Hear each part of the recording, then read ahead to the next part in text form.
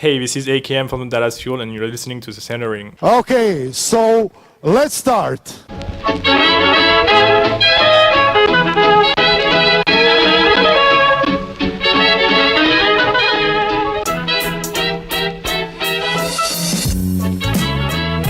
Hello and welcome to another edition of the Center Ring, aka TCR, aka your favorite esports podcast. Episode 129, coming to you live and or pre-recorded from an undisclosed location. The date is November 5th, that we will always remember. Get that reference? I V should. for Vendetta. I feel like a bad nerd if I don't. You should. Oh, V for Vendetta. Yeah. Oh, yeah, that thing. Come on, bro. It is Yeah, 8:39 at the nighttime, Central Standard Time. We are the Center Ring. I am Tim. The voice you just heard was Brett. Hello, Brett. Hello, Timothy. It's just a two-man show today. Our third compadre could not join us. He could not be bothered while watching Cowboys football. So just remember that, listener. When you think, gee, which of the hosts of the Center Ring really care about me, the listener, just remember Anuj is not the one. In fact, I think before the show, he was like, F the listeners, I don't care about them. I'm going to go watch the Cowboys game. It went full scorched earth. It was kind of uncomfortable. A lot of racist things were said. A lot of racist things. Oh man, all the races. But this is going to be the best episode ever. It was a busy weekend for CSGO, so we will get into that. And we're also going to talk BlizzCon. It's our annual BlizzCon recap episode. We'll touch on all esports and everything from BlizzCon. Because you know what? We are also gamers. We're not just all esports all the time. Yeah, of course. Despite what some once in a while, people might believe. Yeah, every once in a while I enjoy like a little chill single player game, you know? A little less competitive in my life, a little more relaxation. But first, let's get into our social media, of course, because you can't do anything without plugging your social media nowadays. It's 2018. That's what all the kids are doing, anyways. They're gramming. Yep. Catch us on our gram. We do have an Instagram. Anuj is in charge of that. And I don't think he really keeps up to it. He's about as cowboy selfies right now. He's about as committed to the Instagram as he is to the show. So take that for what you will. But our Twitter at the Center Ring for all show updates and anything there. Our website tcr.gg that will have all of the other social media links like Discord, like I said, Instagram, all that fun stuff on there. If you haven't noticed, production back in full force. Fixed my computer from last episode. So. Yeah, Microsoft tried. They tried their best, but we bested them, right? We persevered. I really don't know what is wrong every time there's a Windows update that just decides to destroy all my USB ports and audio just goes everywhere. But it does it every time. So every time I always have to uninstall all my drivers and reinstall them, even if it's just the little security update that shouldn't touch my USB ports at all, but it does. But I digress. That is my beef with Microsoft. For everything they do right, they do so much more wrong. And man, I never thought I was going to say this, but you can actually say the same thing about Blizzard nowadays, because it was an interesting weekend for BlizzCon for all aspects. Whether you are just a gamer who are a fan of Blizzard games, or if you are esports, right, into Overwatch competitive scene. Lots of interesting things coming down there. So let's get into that right now. Some of the big things. We'll start with StarCraft. StarCraft 2 was at BlizzCon as always. And I'm not going to lie. I consider myself a big esports nerd, right? I watch it. Pretty much if it's competition, I'll watch it. I did not know this stat I'm about to share with you. Okay. And for the first time in StarCraft 2 history, a non-Korean player was crowned world champion. Whoa. For the first time in the 20 years of that game's history, we have a non-Korean world champion, and that is Cyril from Finland. He defeated. Wow. Let me get my notes here. What's his face? Stats. He defeated Stats in the finals. Not the first time he defeated Stats, though. So that is one thing. They recently faced off in a tournament recently before BlizzCon. Cyril did end up defeating Stats there. So it adds to the story. But nonetheless, it is the first time of all time that a non-Korean is world champion in StarCraft 2. Insane. Which is, it is insane. I mean, I mean, that is a very highly skill-based game, but I mean, if you told me that like not one, little misclick, one little misstep, somebody non-Korean wins, in a 20-year history. Wow. It's weird too to me because when I think of my first like memory of esports, right? Like thinking back when I was such a young lad, many years ago. Many moons. Because I'm old now. Look at, if you're watching on Twitch, you can see I'm wearing my glasses that I normally don't. Or if you watch on YouTube. I'm old. And I remember when I first heard of like competitive gaming, because that's what they called it back in the day. It was like esports, professional gaming, pro gamer. There's a million names for it. Not new sport. Funny enough, new sports never came up in that discussion. There was about 20 names that did. New sports was not one of them. But I remember hearing that, like in Korea, there were people who played StarCraft 2 on TV, and they had channels dedicated to it, and it was on like their ESPN, and people viewed it as football. And in my brain, I just couldn't comprehend. I was like, that is insane. Like insane cool, right? When I first started playing StarCraft 2, or not StarCraft 2, excuse me, StarCraft, me and my buddies, we did try to play competitively. I quickly learned at a very fast rate that as much as I enjoy RTSs, my brain doesn't work for it. I can't get headshots in an RTS. I don't have the micro down at all. You know what it is, Tim? Can I tell you? Because I know you. Please enlighten me. Yeah, it's because you have no one to yell at but yourself. Maybe that's what it is. Yell at but yourself. Maybe that's what it is. You just get bored. Yeah, just yelling at yourself in your head, So but the difference you need is a game where you can be micromanaging. I got to be a game where it's in your face, fast. Right. Yeah. Get in there and go. I love RTSs though. I love them. And I was gonna wait till save this, but this is a good segue into it because also at BlizzCon they announced Warcraft 3 Reforged, which is just a fancy way of saying they're coming out with a remastered Warcraft 3 as they did with StarCraft. But the big hype around this is like once StarCraft 2 came out, the Brood War scene kind of died. Blizzard stopped caring about it. So you see it some like, there's still a Korean scene for it, but as far as like the global scene for Brood War, it's dead. So, which is fine. That's not uncommon for sequel to come out and games die, right? Yeah. So you see some of the greater games like Halo 2, 3, and Halo CE everyone loves, yet nothing's really stopping you from still holding tournaments in them except for we just don't. We've moved on. Yeah. You just don't do that. For some reason, Melee is the only game that has been able to survive that. But with Warcraft 3, because there's never been like a new Warcraft, it's still the premiere for that game, right? Blizzard still supports it. They still come out with big patches for it. There are still tournaments for it on a larger scale in RTS Warcraft world, right? I'm not saying it's topping on Twitch or anything, but there is a scene for it nonetheless. So I'm curious to see how they handle the remastered version for their esports.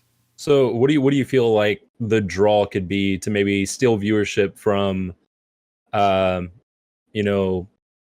like those niche games like League or Dota? I know that those are MOBAs. This is something totally different, but I feel like maybe the same viewership that plays those type of games maybe plays this type of game. I don't know. That's just me thinking outside the box. They attract the so same people. What do you feel like? What do you feel like the appeal is going to be? Because I watched a little bit of the reveal, and it looked interesting to me. I never really got into Warcraft. But what do you feel like the draw could be? The draw is going to be nostalgia. 100% at the start. You're going to get people like myself who, I mean, you got to remember that's where Dota started, right? Was in Warcraft. So if they allow the same, which they did in the remastered for StarCraft, it was literally the game, right? Same everything, really. You can have the custom servers, make anything you want. If they allow that custom ability, customization, there you go. There you go. That's the word I was looking for. Customization.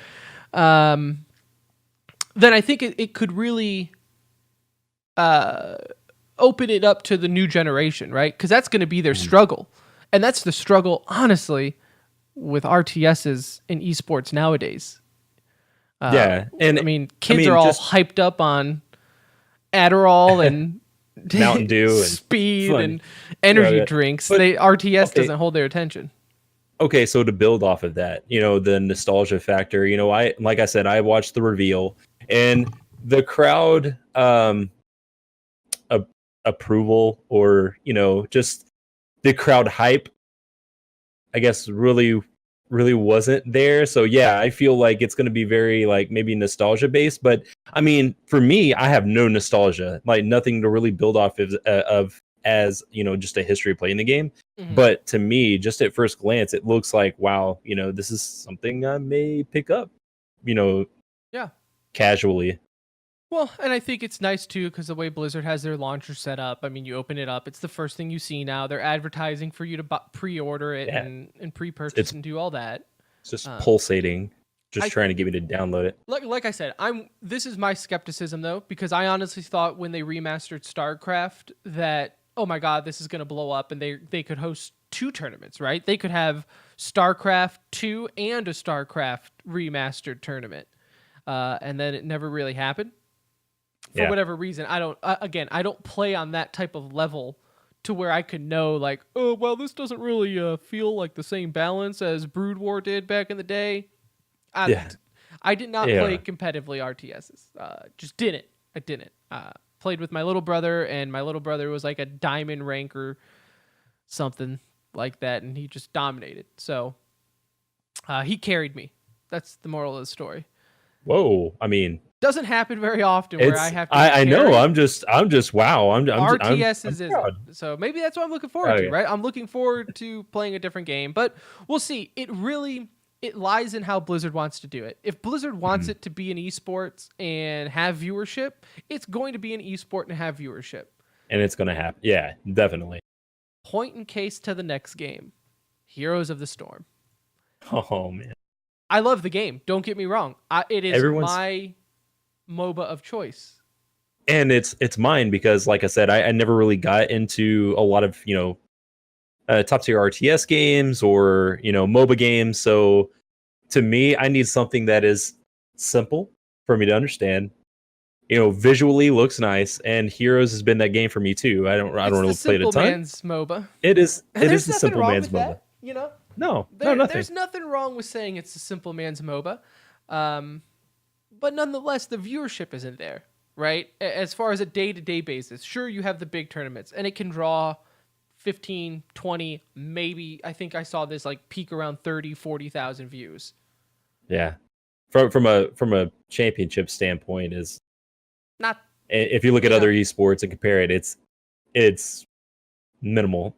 That's exactly. But it's also rocking $1 million prize pool. So you're saying we could do it? We're playing the wrong game.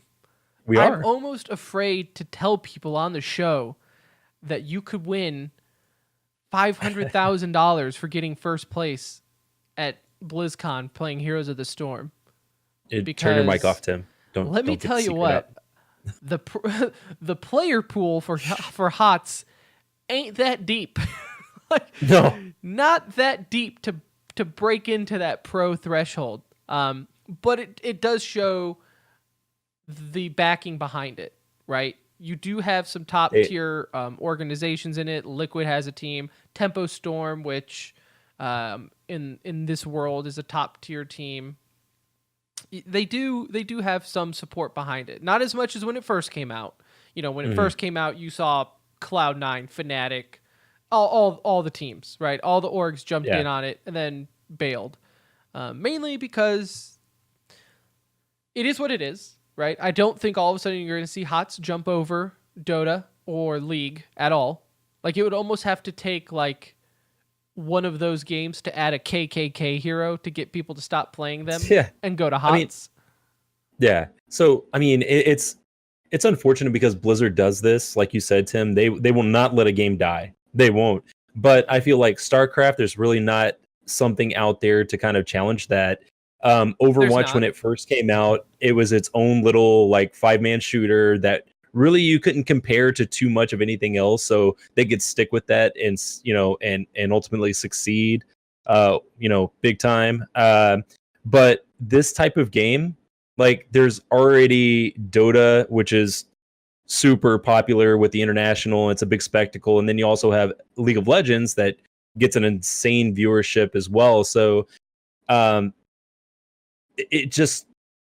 they just need to, well, I'm not going to say let it die, but I mean, they have to have realistic expectations. And I think they do.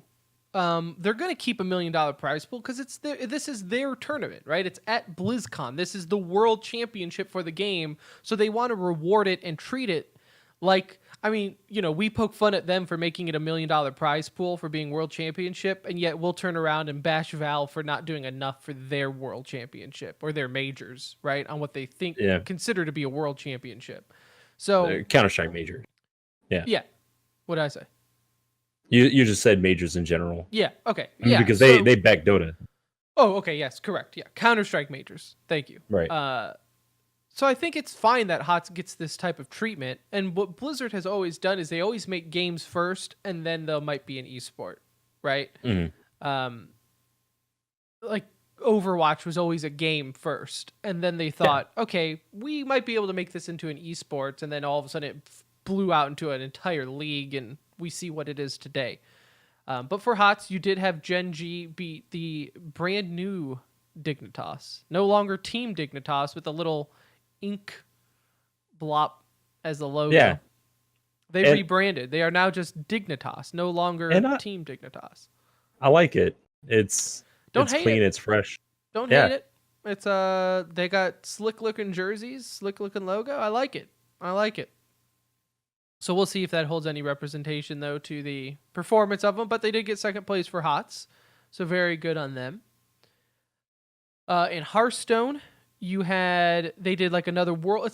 They don't call it a World Cup. It's the global games, but for the sake of conversations, they now do a World Cup for Hearthstone now. China ended up beating Brazil in that. And that leads us to our next BlizzCon game. Unless you had something to say about Hearthstone, Brett. Definitely. Don't let me change the topic. I will say that I'm proud of myself for not downloading it because I have a very addictive personality, and everyone I talk to says that game is, has a meta and it's pay to win. So like I'm proud of myself for holding out. It's not like ultimate pay to win. But with you getting in so late, it's and I don't want to take out a second mortgage. So getting in this late would definitely be quite cumbersome on you. I will admit that. Yeah. So going on to like the big event of BlizzCon, which was weird because it wasn't really the big event. Like, I guess in my head, I thought this was going to be like the finals, like the final thing you did at BlizzCon, but it really wasn't. But it's the Overwatch World Cup. I'm going to take off my glasses here. The Overwatch World Cup wrapped up with South Korea beating China in the finals. That's right. Just as I predicted.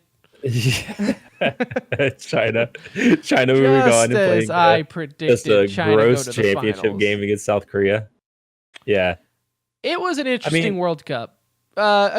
We saw. We'll get into some of the teams and their performances, but you did see kind of the new meta. Now, who knows if this is going to be the meta we see when league play starts, because it's another 2 months, right? A little over 2 months before we even see Overwatch League. So who knows what the patch is going to be by then? You're going to have new heroes. We'll get into that in a second.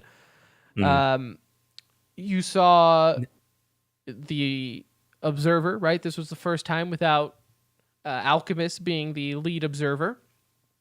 So this was a kind of an interesting look at Overwatch, right? It's our first time seeing competitive Overwatch in a while.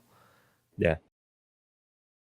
And yeah, I mean, I will say that, I mean, I don't feel any different about the viewing than I did when they changed and, you know, cleaned house and did that deal. So I don't really feel from like a viewership standpoint, I really missed anything. I didn't really see anything just like groundbreaking or anything in that it was regard. The same, right? I didn't see anything new. I didn't see anything, you know, which is good, right? If you're going to clean house on your directing crew, just I think the best thing you can ask for is like, just don't suck. Don't Screw this up. Yeah. I mean, because this is going to build into, I know the season doesn't start for a few more months, but this is building into what we're going to be seeing come January, when the league starts again. So just a few things that I noticed. I mean, of course, you saw it broke out on most maps. There were maps like Ilios where you didn't really see it as much, but most maps you saw the goat strat, right? And goats. Hey, can I be real with you for a second? Yeah. Why is it called the goat strat? Okay, I was just about to explain that. So there's an open team that started this meta, and the open team's name is Goats. So that's why they call it Goats. I Googled it. I could not find that reasoning anywhere. I was like trying to think of an abbreviation. I was like, right? The best teams do it. Like, Zarya. Like, and I felt like an idiot because I'm like, I'm sitting here and I host a highly successful esports podcast. Millions of people listen. And I was like, I have no idea why this is called the GOAT strat. I know what it is, but I have no idea why it's called that. So thank you. You get a competitive match like, all right, guys, GOATs? Like, yeah, sure. Yeah, I know what it is. Sure, man, whatever. You know, pirate ship, is that still a thing? Yeah, so it is. China liked to run that and got destroyed when they played South Korea. Yeah, so you saw that being played a lot where you have, you know, the GOATs, triple tank, triple support, just in your face, the slambulance, just destroying and just picking off people, just, you know, calling out. Typically you call out supports, you know, you take care of that, and then you focus fire somebody else, then somebody else, and somebody else. Which really was the USA's demise, if you want to kind of start with them, Tim. Yeah, let's, because we got to start with the home team, and there's a lot to get to because they did not look good. Yeah, I mean, they did not. They tried to run this strat with the UK. The UK was just, and you could see this, just it passed the visual test where they were just so much better. I mean, Fusion's running that Reinhardt. UK supports were just on point, keeping people up, you know, disrupting, and the USA couldn't handle it. So rather than, so let's just stop right there. And talk about Ilios, which I believe was the first map of this competition against Great Britain. You saw hydration on Farah, and they weren't really running that GOAT strat. UK was kind of sticking with it, but USA wasn't, and they had success against it. Because what better way to deal with, you know, a tanky crew than having somebody up in the air that can't get shot by that tanky crew, right? So they had much success. They won 2-0 on that map. So you left feeling pretty good, right? I mean, I watched that first one. I'm like, they're gonna roll UK. They're just so much more talented. Yeah. But then, you know, they go on and they lay an egg the next 3 matches where they tried to, and maybe it's a cockiness thing, right? Maybe they were just like, you know what, we're just way better than you from a talent standpoint, and they're not wrong. We're so much better than you. We're gonna beat you at your best game, and ultimately it was their demise. And I definitely think that is 99% of the reason when I was watching Team USA play in the Overwatch World Cup, that's exactly what I saw. Is I was like, this is what you get when you think you're better than the other team and you underestimate them. It's like they didn't watch film. They didn't try to work with the new meta.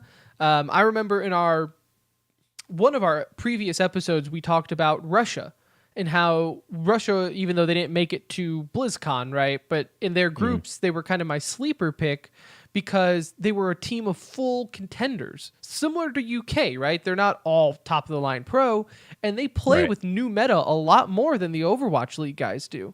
Because the Contender League, they have a quicker turnover on, okay, we're playing on the new patch. We're playing on the live patch, right? They don't hold off until a stage is done like they will in an Overwatch League.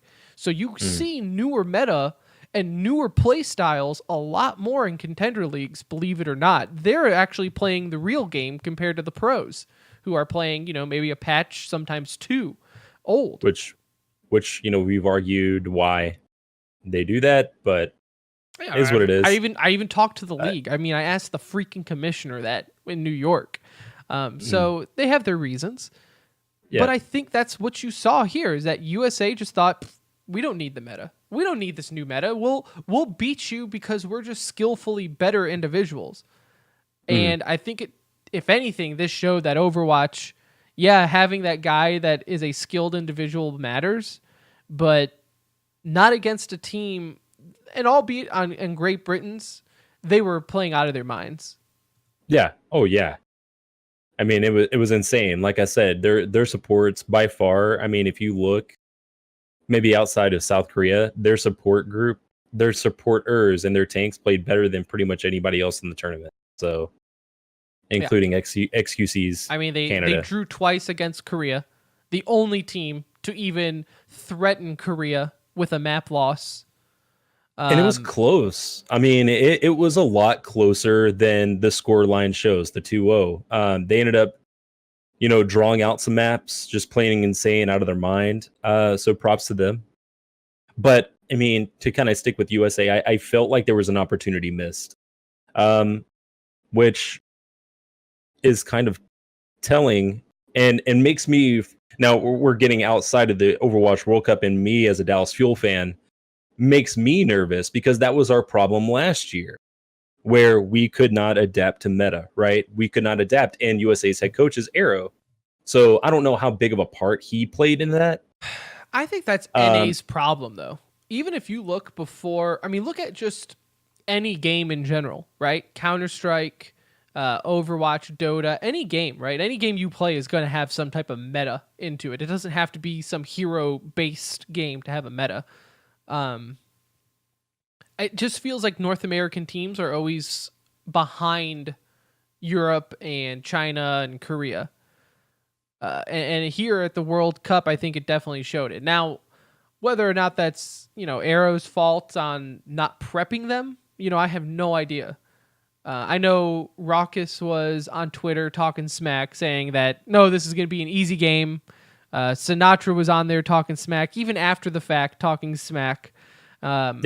Which is interesting when you get eliminated by one of the tournament's weaker teams going into it, and then you're going to talk smack because you're a pro. It's like, yeah, but you just lost to a non-pro, so I don't know, Sinatra. Maybe stay in your lane on this one.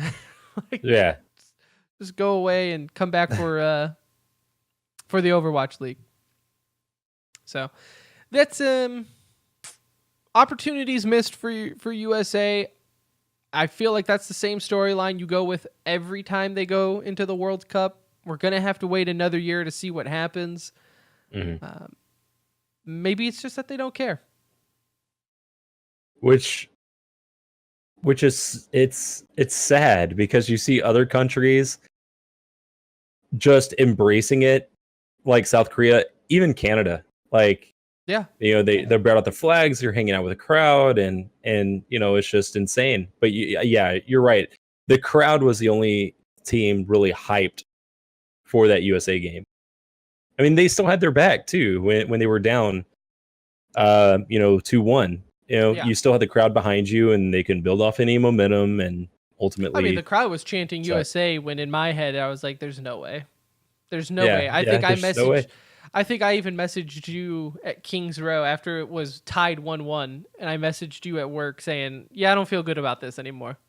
Like No. you just felt the momentum switch over to Great Britain's side, and it was pretty much GG by then. Even though there were close matches, you just didn't feel it. You didn't feel that USA was going to be in it.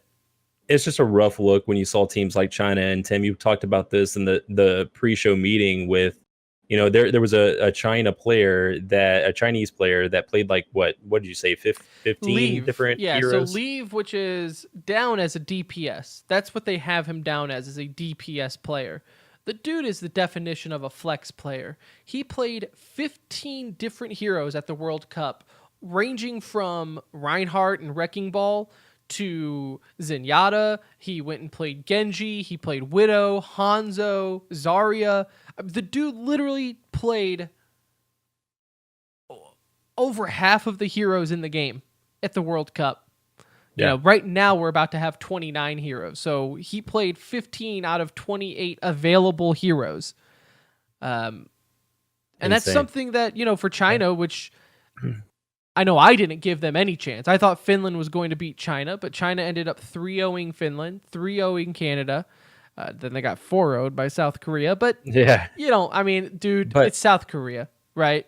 Yeah. In fact, if you look, other than the 2 draws that UK had against South Korea, the only other team to even win one was the United States. Did you know that? The United States and UK game was the only game that wasn't a technical sweep.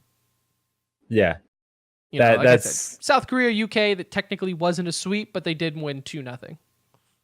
Yeah. I mean, and it just goes, and I mentioned that, China's player in their adaptation and their player pool, because in today's Overwatch, you have to be able to change on the fly. You have to be able to adapt quickly, and if you don't, you're going to be, left in the dust. I get it. The triple tank, triple support meta, that is a beating to play against. It is a beating to counter. I totally get that. But I've always said this with Overwatch, where I don't understand why teams don't have a plan B if things aren't working out. Mm-hmm. Like, I hate to harp on them, but I am. Like with Team USA, it's just like I felt like they stuck with their strategy too long. And you saw that throughout, but it's just kind of like, guys, mix it up. Like, for the love of God, switch back to Pharah or Junkrat or something to get the huge damage on them. You're using all these, you're using these DPS that are like, yeah, you have a Widowmaker. That's great. What are you going to do? Headshot the Roadhog or a Zarya? Well, that's not a one-shot kill. So who's going to follow that up? Who's going to get that initial, you need that, the Junkrat or Pharah with that big damage just to hit them in the mouth, and then you clean up. But they never did anything like that. Yeah. And it wasn't them. A lot of the teams didn't. I mean, clearly, everything other than the 3-1 against USA and a third place match against UK and Canada, if you want to even look at that one, every other game was a sweep. So clearly, USA wasn't the only team struggling making adjustments. There were a lot of teams here struggling to make adjustments.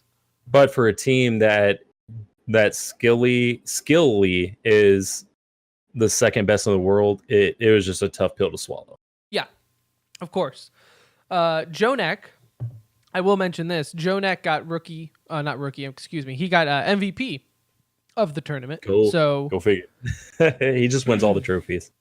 I mean, you can't praise the guy enough, though. The dude, I don't even know how old he is, but he was a rookie this year in Overwatch League. Rookie in the sense of like never played the pro level competition. Was MVP and Rookie of the Year for the league, and now he's playing in the World Cup, MVP of the World Cup. Is there a guy insane. More on top of the Overwatch world than this guy? It's insane. It just goes like he is the only Zenyatta player, the only support player in the world that can look the meta in the eyes and just say, play my game. You're playing my game. I am the meta. I am meta. Yeah. So, props to him. Which he really is. I mean, he's the one who kind of changed how Zenyatta should play. Like if you have a Zenyatta on your team and he's not acting like if he's not meddled in damage or kills, then it's kind of like, bro, what are you doing? Like, yep.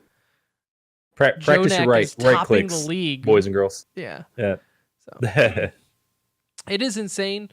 Other thing that I wanted to bring up with the Overwatch, which is, it's game related, but it's also pretty much esports related. It's going to affect the way it looks. Ashe is going to be a new hero introduced. So it's McCree's old girlfriend, blah, blah, blah. Don't really care. It's just another female. So Blizzard can then support their black market Rule 34 hentai. Oh, no, Tim. Bro? You went there. Prove me wrong. Okay. Prove me wrong. I can't. Prove me wrong. All right. So let's get every into new what... hero. I'm going to say this right now because it's my. Oh, no. Every new hero is some physically attractive female. And it's because Blizzard is using Overwatch to support their underground hentai porn business. Oh my God, you're gonna get us blackballed. Just because I figured it out. I'm busting it here on TCR. You're busting it. I might not even be able to end the show. They might come knocking on my door right now as we just speak. Busting it here. Because I figured Blizzard out. Uninstall. It's why they fired Alchemist. It's why they're getting rid of Reinforce. They all knew. And they're cleaning house of anyone that had any idea. Oh my God. That being said, Ashe is going to be a really fun hero, even from the casual standpoint, but from a competitive standpoint. I was watching Effect play her today. My God, when she is in the hands of a pro, this is really the first. We were talking about this the other day. What was the last pure skilled hero did they add in Overwatch? When the base game came out? Yeah, and when I say pure skill, like, okay, yeah, I get it. Like, Doomfist requires skill. Not really, but I can, okay, sure, whatever. And, But aiming. Aiming-wise, right. Yeah. Ana, but even then, she's support and most people that play her aren't really, like, aiming down sights. She doesn't even have left clicking. And you can't even get a headshot with her. No matter where you hit the person, it's going to do the same amount of damage. So Ashe is really going to be the first skilled hero that a pro gets to use, other than your McCree or 76 or Hanzo or things like that you can just pop off on headshots.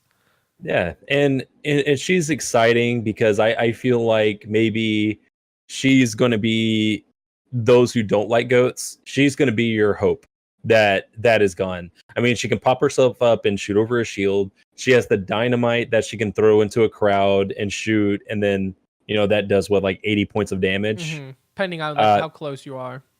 Yeah, so I mean, she's gonna change things. I think it's but great I'm liking because it it's adding a variety hero, but not completely like something that would make another hero obsolete, Yeah. Like I could see this being one where one team, like say, for example, Effects is playing her, and today on stream she looked overpowered. I don't know if that's just because Effects is a god, right? And he makes any hero look overpowered when he's playing against regular PTR randoms. But I could see a team saying, okay, we're going to run her because we just have the guy who's better with her. But then I could also see a team saying, okay, well, you have your headshot specialist. Our headshot specialist prefers a Widow or a Hanzo, right? It doesn't necessarily make them obsolete in the view of the game. They each still have their own special scenario. But as far as like a DPS player, you might just have one that you're feeling that game, Yeah. And it's not going to change really how the makeup of your meta or how your team build's going to play out. It's just, dude, we need a ranged person that can get headshots. Okay, I'm gonna play her because I'm feeling it right now. I could be a little bit more mobile, like a Hanzo, right? They added the jump for Hanzo, so you can be more mobile with them. She plays a lot like Hanzo, like that person who I think in the sense of play style. It can be in your face. It can be from a range. A lot of mobility involved with it. I think it's going to make matches a lot of fun. Yeah, and I agree with you, Tim. She's not going to break, other heroes. I mean, every other hero DPS wise is going to be, needed. For example, you have McCree, Herbe, right? Where he deals with, Tracer, Doomfist, that's what he's there for, to kind of counter. And she's going to be more crowd control, but you can still get headshots. So she's, in a sense, you can get headshots like a McCree, but she can do something totally different with her E ability than what anybody else can do. So it's still viable. Kudos, and we've destroyed Blizzard on previous episodes when they add a hero and that hero is just broken, and it's like it totally removes another hero from the game. But like you said, Tim, I don't really feel like Ashe is going to be the case. Right.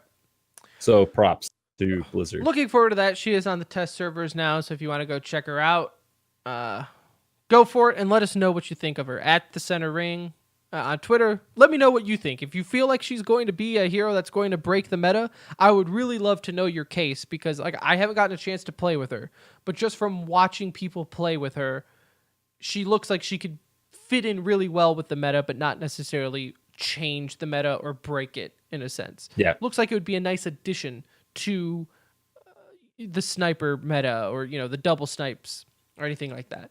So let me know at the Center Ring. Love to hear your thoughts. So that's BlizzCon. Very successful. Another fun BlizzCon. If you're a Diablo fan, not so much, but we'll see what happens there. It's not esports related, but yeah, I know. I was just looking at my Diablo. timeline, just like all you guys, just I mean, us. So You sad. never played Diablo, but everyone else in the group is. We were Diablo diehards at one point, so it was a tough pill to swallow. I would still be very surprised if I want to go on a non-esports tangent. I'd be very surprised if Diablo Immortals comes out or in the States, and if they make a big deal about it. Very surprised, but we'll see. We'll see. If anything, Blizzard's PR team is going to get their money's worth, so maybe work some overtime, get a bigger paycheck, something. I don't know. But it wasn't just BlizzCon that was happening over the weekend. We don't have to talk too much about it. I was pretty distracted with BlizzCon going on, obviously. But Counter-Strike did have a big weekend. 2 tournaments going on.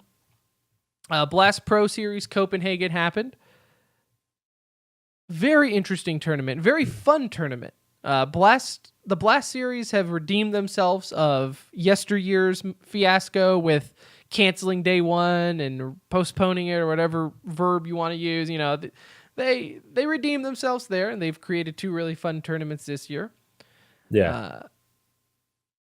I'm a little frustrated as a Cloud9 fan. I don't know if I should be happy or frustrated. The fact that they didn't get last place here, it just confuses me.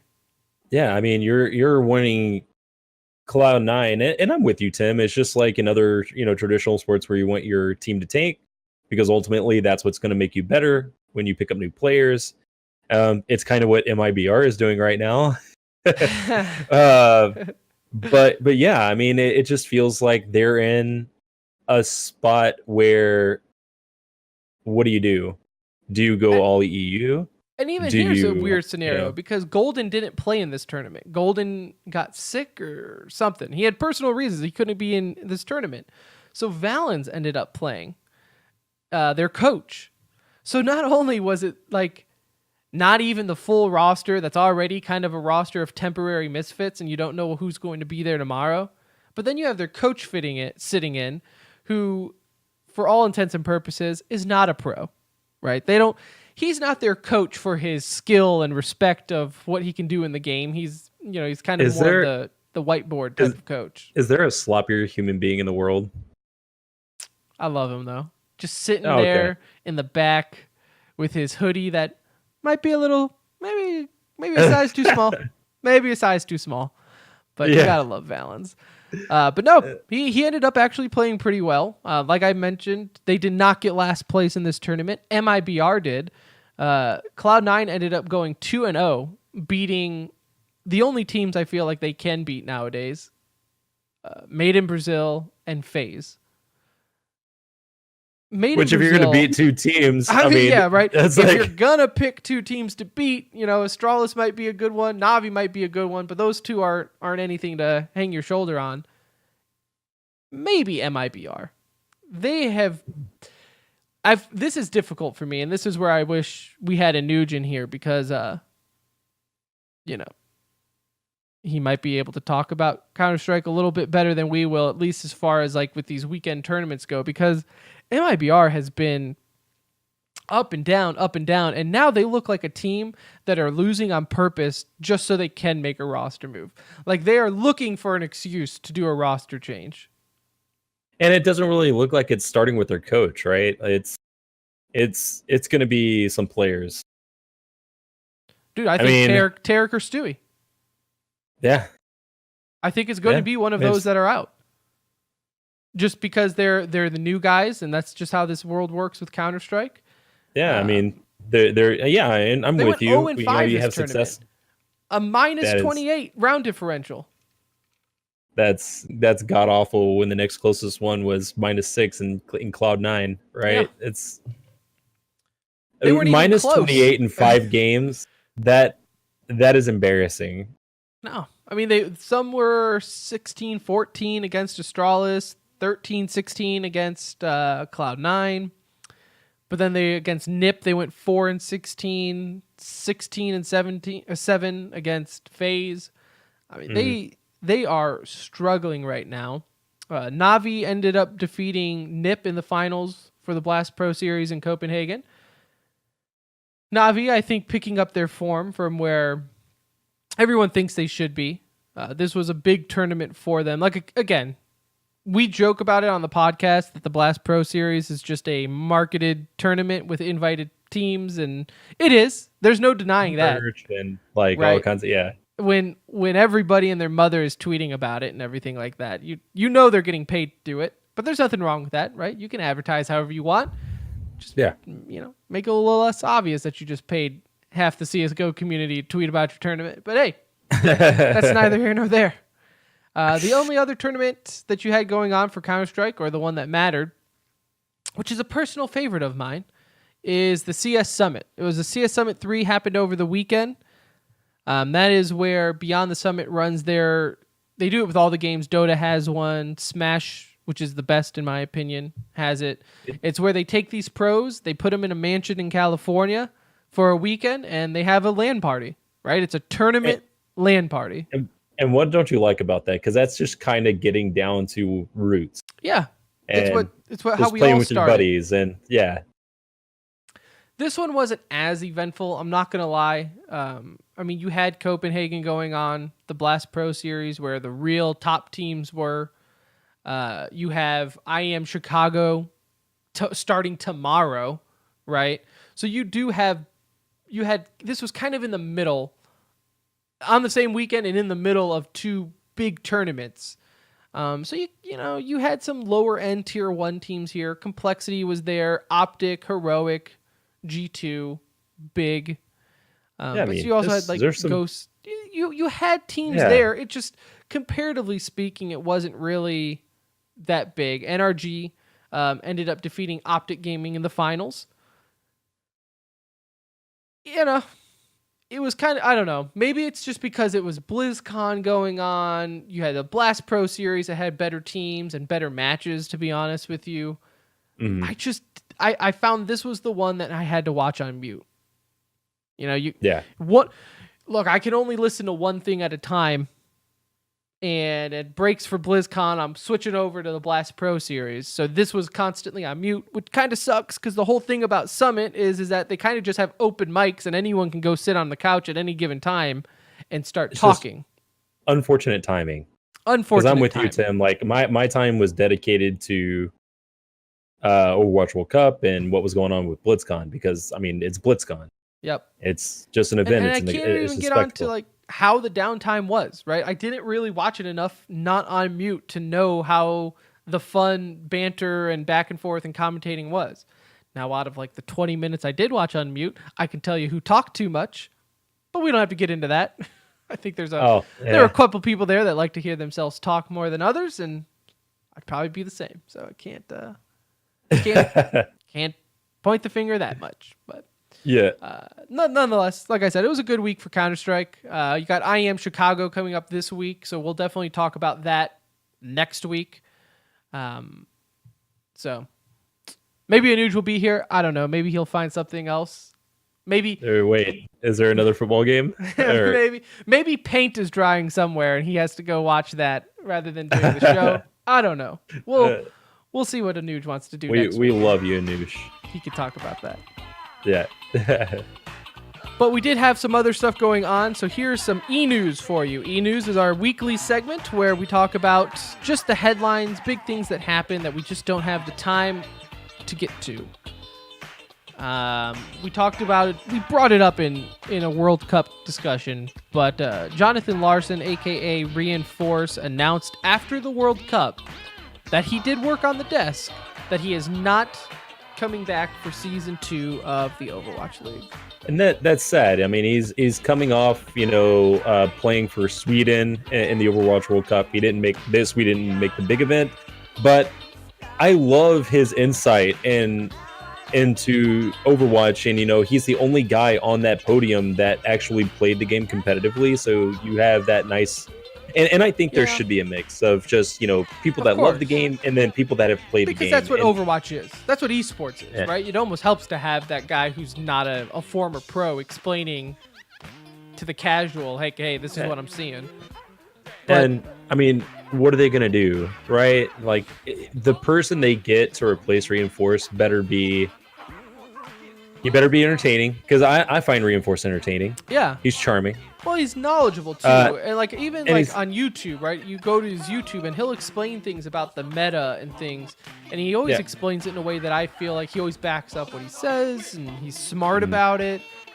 So yeah, the next person they personality wise better match, but also somebody that has played the game at a high level.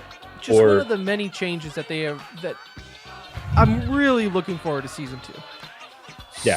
So many changes, so many people that aren't coming back that you would have thought would.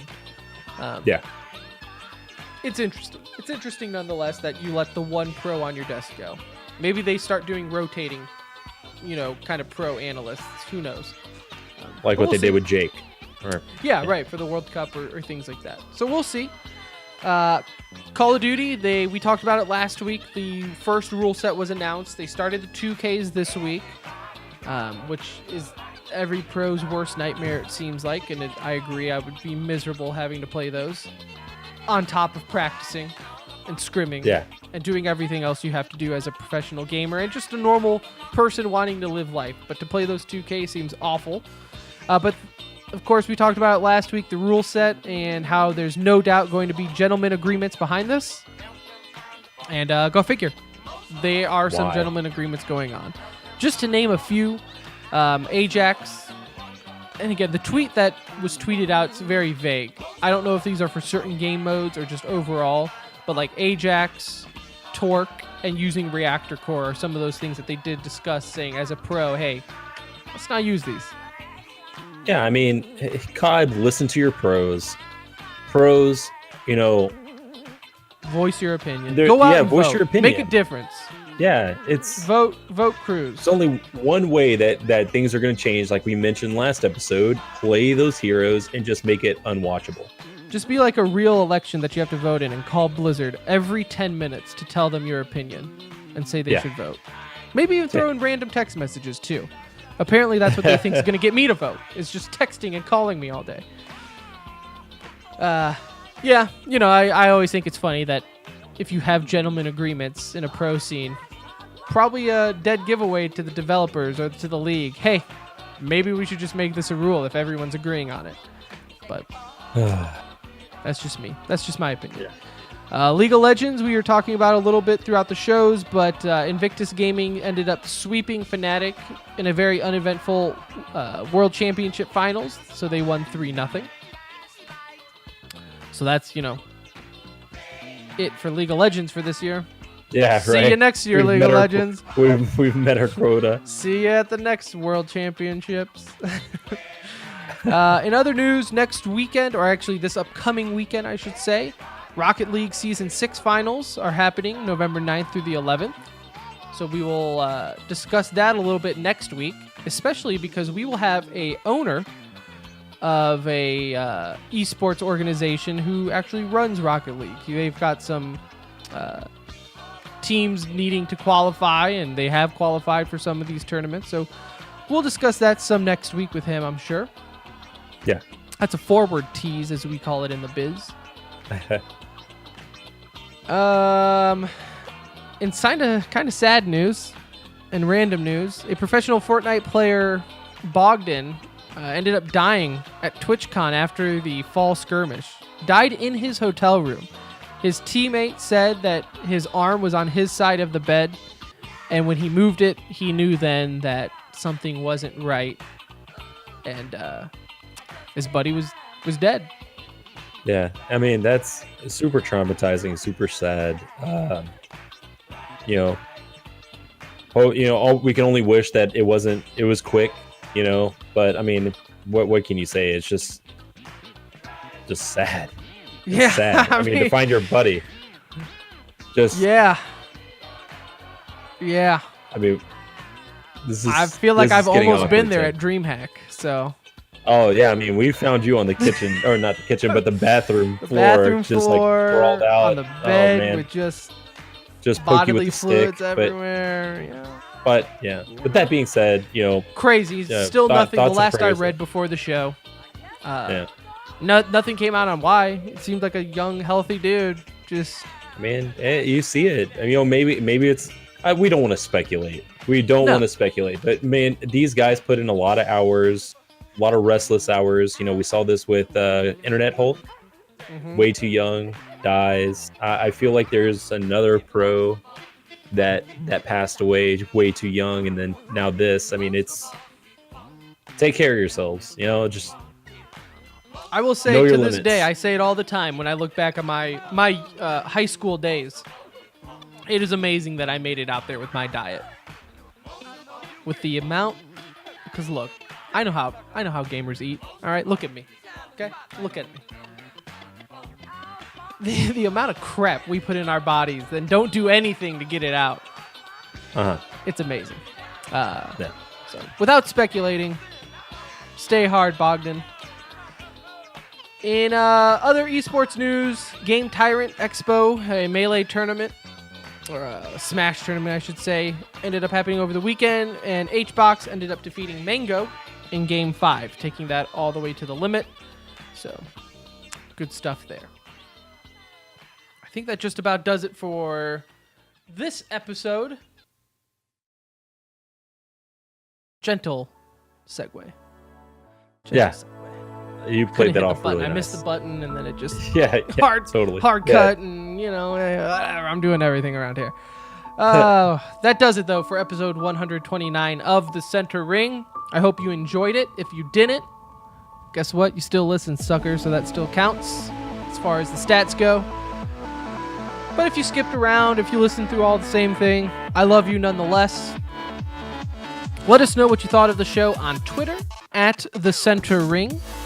Our website, tcr.gg. Hit us up on Discord. Join the conversation. We're always in there talking. We're also always in voice. Like every night, someone's in voice. So don't be afraid to jump in and say, hey, we're nice people. Come say what's up. Yeah, we're nice. We do stream now. So if you follow us on Twitch, we stream the show every Monday, and we stream us gaming Wednesday and Thursday nights, guaranteed, maybe sporadically throughout. Border, I do see you in the show chat. Thank you for being involved on our Twitch stream. Appreciate the host and the follow, sir. Appreciate it. We will be back next week. We're going to talk some Rocket League Season 6 finals. We're going to talk IEM Chicago for Counter-Strike. We're having a guest on the show. Don't know if it will be live. We'll have to figure that out. But we'll worry about that next week. For Brett, this is Tim. We'll see ya.